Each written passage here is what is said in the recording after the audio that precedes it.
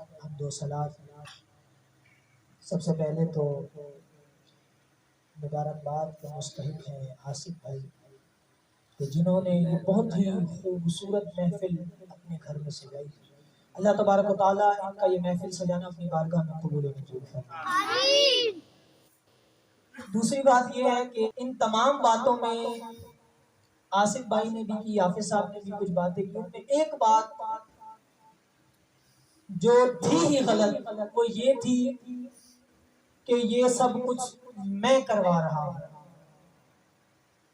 قسم بخدا میرا اس میں کوئی کردار نہیں ہے۔ یہ تمام ساتھی ہیں، یہ لڑکے آپ کے سامنے، ان سب نے یہ سب کچھ کیا ہے، میں نے کچھ بھی نہیں کیا، میں آ کر صرف بول کر چلا جاتا ہوں۔ اللہ تبارک و تعالیٰ ان کا یہ محفل سجانا اپنی بارگاہ میں قبول و منظور فرمائے۔ کوئی تقریر نہیں کروں گا آپ کے سامنے، صرف مختصر سا ایک عقیدہ بیان کروں گا اور وہ چیز بیان کروں گا جو ہر مسلمان کے جذبات میں شامل ہے۔ وہ ایک ہی چیز ہے، وہ ہے محبت رسول اللہ صلی اللہ علیہ وسلم۔ ایک ہی چیز ہے کہ جس کے نہ ہونے سے انسان مسلمان ہی نہیں۔ صحابہ اکرام رضوان اللہ علیہم اجمعین نے جس طریقے سے حضور سے محبت فرمائی نا، جس طریقے سے حضور سے محبت فرمائی، بس کچھ ایک آدھ معروضات وہی صحابہ اکرام کا طریقہ کار آپ حضرات کے سامنے پیش کر دیا۔ جو آیت کریمہ میں نے تلاوت کی ہے، حصول برکت کے لیے تلاوت کی ہے، جس میں اللہ تبارک و تعالیٰ نے ارشاد فرمایا لَقَدْ مَنَّ اللَّهُ عَلَى الْمُؤْمِنِينَ إِذْ بَعَثَ فِيهِمْ رَسُولًا، کہ مومنوں تحقیق ہم نے مومنین پر احسان کیا جن میں اپنا رسول مبعوث فرمایا۔ یہ احسان کیا، تو جب اللہ رب العالمین نے ہم پر احسان کیا، حضور کو ہم نے مبعوث فرمایا، اس کا مطلب بہت بڑی نعمت ہے، حضور نعمت عظمیٰ ہے۔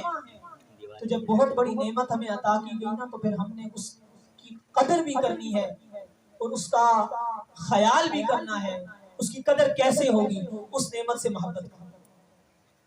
اب محبت کیسے کریں، ہمیں کیسے پتا؟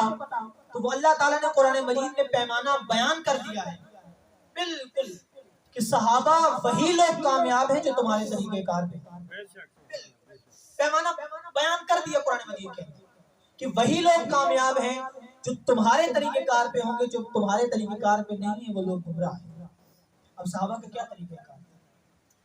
یہاں تو اگر کوئی حضور سے تھوڑی سی محبت کرتا ہے نا، اگر ہم اس پر اعتراض کریں تو میں آپ حضرات کے سامنے صرف صحابہ کرام کا طریقہ کار بیان کروں۔ ابو بکر صدیق رضی اللہ تعالیٰ عنہ کا دور خلافت ہے۔ کس کا دور خلافت ہے؟ حضرت ابو بکر صدیق رضی اللہ تعالیٰ عنہ جو خلیفہ بلا فصل ہے، کہ حضور کے بعد پہلے خلیفہ۔ سب نے سنا ہے انہیں غار ثور کا وہ وقت میسر آیا، 3 دن 3 راتیں حضور کی صحبت میں بیٹھے، نہ کوئی اور تھا، صرف حضور تھے اور وہ تھے۔ 3 دن 3 راتیں گزاری۔ آپ کا دور خلافت ہے، سیدنا عمر فاروق رضی اللہ تعالیٰ عنہ آپ کے پاس آئے۔ کس کے پاس آئے؟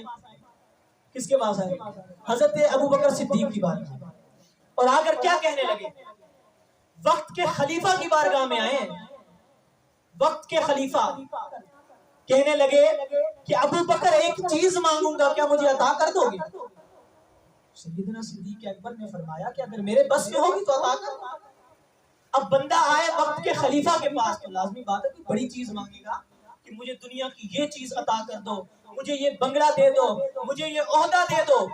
یعنی جو انسان کے دل میں جس چیز کی طلب زیادہ ہوگی، جس چیز کی اہمیت زیادہ ہوگی، وہی طلب کرے گا۔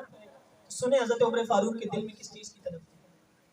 کہنے لگے کہ ابو بکر ایک چیز مانگتا ہوں، کیا عطا کرو گے؟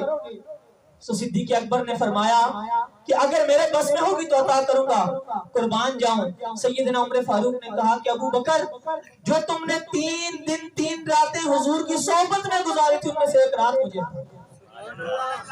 اگلا جملہ سنیں، صرف اس پر بس نہیں کی کہ ابو بکر وہ 3 راتوں میں سے ایک رات عطا کر دو، میری ساری زندگی کے اعمال، ساری زندگی کے اعمال اس ایک رات پہ قربان جو تم نے حضور کے چہرے کا دیدار کر دیا۔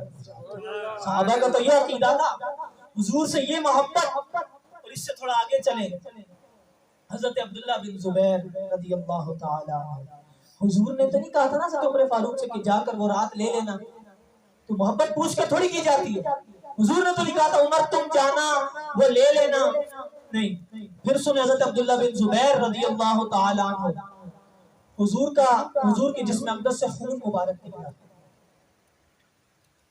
خون مبارک جب نکلا تو حضور نے ایک پیالے میں حضرت عبداللہ بن زبیر رضی اللہ تعالیٰ عنہ کو دیا کہ عبداللہ جاؤ اور ایسی جگہ پر چھپاؤ یا ایسی جگہ پر دفنا دو جہاں کسی کی نظر نہ پڑے. حضور نے یہی جملہ ارشاد کیا، جاؤ ایسی جگہ پر دفناؤ جہاں کسی کی نظر نہ پڑے. آپ گئے باہر جا کر پی لیا. کیا خون حرام نہیں؟ قرآن مجید سے نہیں ثابت. تو اب کیا کہیں گے؟ حضرت عبداللہ بن زبیر کو نہیں پتا تھا خون حرام ہے؟ کیا حضرت عبداللہ بن زبیر نہیں جانتے تھے؟ لیکن وہ یہ بھی جانتے تھے، وہ یہ بھی جانتے، وہ اس نور بشر کے جھگڑے میں نہیں تھے. ہر پاسے ایہو شور تھا، کوئی نور آکھے کوئی بشر آکھے، ہر پاسے ایہو شور ڈٹھا. اللہ والے گل مکا دیتی سہور ڈٹھا سہور. وہ نہیں جانتے تھے اس چیز کو، وہ جانتے تھے، لیکن وہ یہ بھی جانتے تھے کہ یہ خون وہ خون نہیں، پاک خون ہے. آپ نے جا کر پی لیا، واپس آئے. حضور نے مسکرا کر دیکھا اور حضور نے فرمایا عبداللہ خون دفنا آئے ہو؟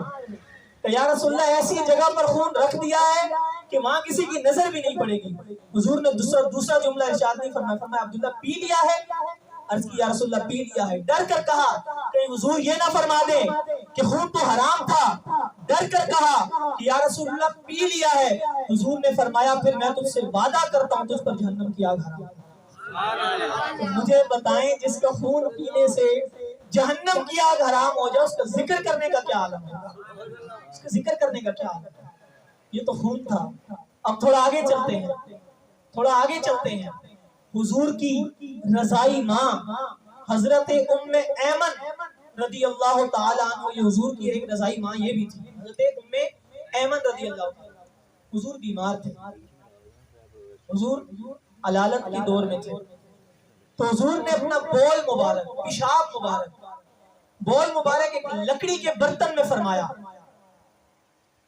یہ میں کوئی چھوٹی موٹی کتاب سے نہیں سنا رہا، یہ میں بخاری شریف کی حدیث مبارکہ سنا رہا ہوں جو حضرت ام ایمن خود روایت کر رہی ہیں.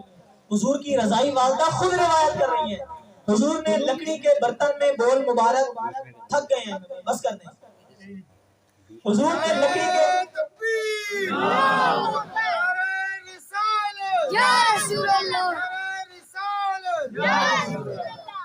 حضور نے لکڑی کے برتن میں کیا فرمایا؟ بول مبارک، پیشاب مبارک.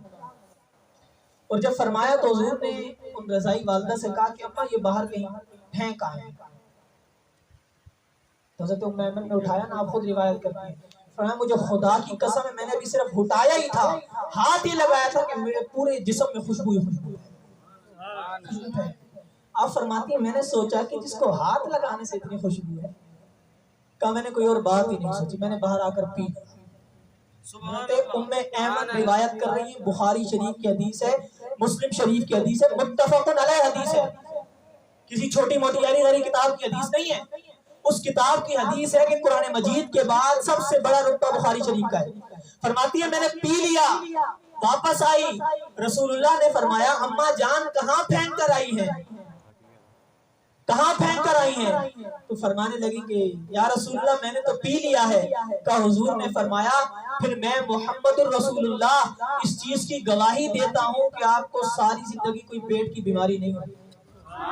نعرہ تکبیر، نعرہ رسالت، نعرہ حیدری. تو یہ صحابہ کا عقیدہ تھا. اب بتائیں کس کتاب میں لکھا ہے خون پینا حلال ہے؟ کس کتاب میں لکھا ہے بول مبارک پینا حلال ہے؟ لیکن صحابہ نے تو پیا. صحابہ نے پیا کیونکہ صحابہ کرام یہ جانتے تھے کہ حضور علیہ السلام کی محبت کیا چیز. صحابہ جانتے تھے کہ حضور بشر تو ہیں پر ہمارے والے بشر نہیں، حضور نوری بشر. پھر ایک آخری روایت، جنگ کا موقع ہے، جنگ ہو رہی ہے. ہاں تو کافروں نے نا اپنا ایک سفیر بھیجا کہ جا کر دیکھو مسلمان کس لشکر کے ساتھ آئے ہیں. किस लश्कर के साथ आए? तो सफीर आया ना, उसने देखा कि इनके पास तो कोई लश्कर ही नहीं है, हाथ में देखा तलवारें होंगी, तस्वीरें हैं, जिक्र कर रहे, तलवारें नहीं है, कुछ भी नहीं है। उसने आकर देखा, क्या देखता है कि हुजूर वुजू फरमा रहे हैं और इर्द गिर्द सहाबा कराम का मजमा है। सहाबा को किसने कहा था कि सहाबा हुजूर वुजू फरमा रहे तो मजमा लगाओ? इर्द गिर्द सहाबा कराम का मजमा है। और क्या होता है, हुजूर कुल्ली फरमाते, सहाबा कराम आगे हाथ रख लेते, पानी नीचे रख लेते। हुजूर नाक में पानी चढ़ाते, सहाबा कराम आगे हाथ रखते, पानी। यहाँ तक के जमीन हसरत की निगाह से देखती रही कि एक कतरा मुझे भी इनायत हो, एक कतरा जमीन पर सहाबा कराम, यहाँ तक के किसी को कतरा ना मिलता ना तो वो दूसरे से हाथ मस करके अपने चेहरे पे मल लिया करता। जब उस काफिर ने ये देखा, वापस आया, उसने कहा मेरी मानो तो वापस चले जाओ, मेरी मानो तो वापस चले जाओ। अच्छा, अब अगर कोई सहाबा कराम से पूछता कि जी ये किस किताब में लिखा है, तो ये मेरा अपना अकीदा है, मेरा वजदान ये कहता है कि सहाबा कराम उससे ये कहते कि ओए हमसे ना उलझो, जिस जगह वो नजर नहीं आते हम वो रास्ता ही छोड़ देते हैं, और किबला बनता है उस जगह पे रियाज, वो जिधर रुख को मोड़। तो वो वापस आया, उसने कहा मेरी बात मानो तो वापस चले जाओ। कहा क्यों?